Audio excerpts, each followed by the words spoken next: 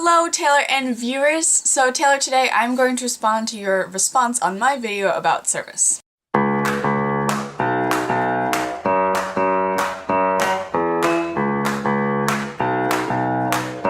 Listening to your answer to my question about the decline in service in the youth of our country has had me thinking quite a bit the past few days, and I want to talk about some of the things you mentioned in your video. You asked me yesterday what motivated me to help out in my community, and I think there's a really simple answer.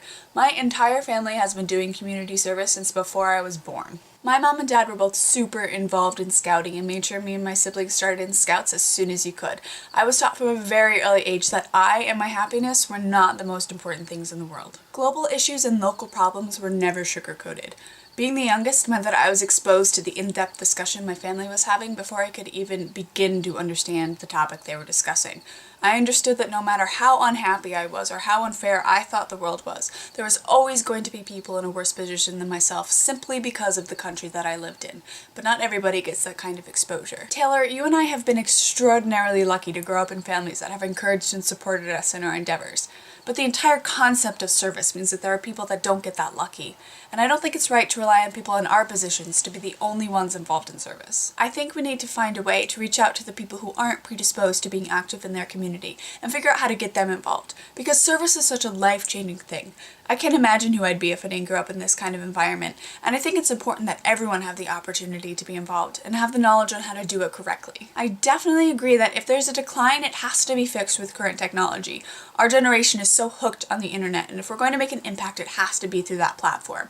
But there is a downside to this kind of service. I want to bring you back to March of 2012, when a YouTube video went viral documenting the crimes of one Joseph Kony. The Kony 2012 movement was huge. Invisible Children raised millions of dollars to put an end to the LRA's destruction in Uganda.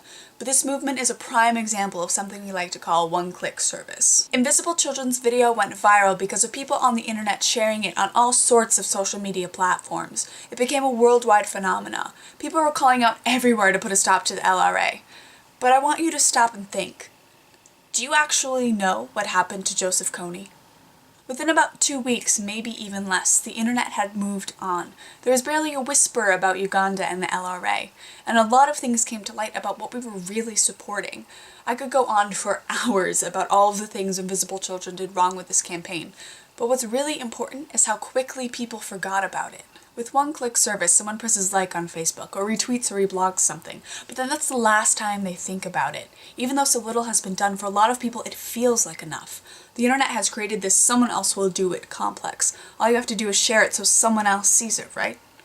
Wrong. So the question is, how do we get people truly involved in something without having another Kony 2012 on our hands?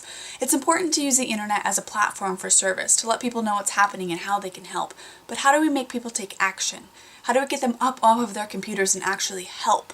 How do we use all of this marvelous technology that we have at our disposal and create a society where it's a tool and not a deterrent? I think that's the most important question of all. Taylor, I'll see you tomorrow.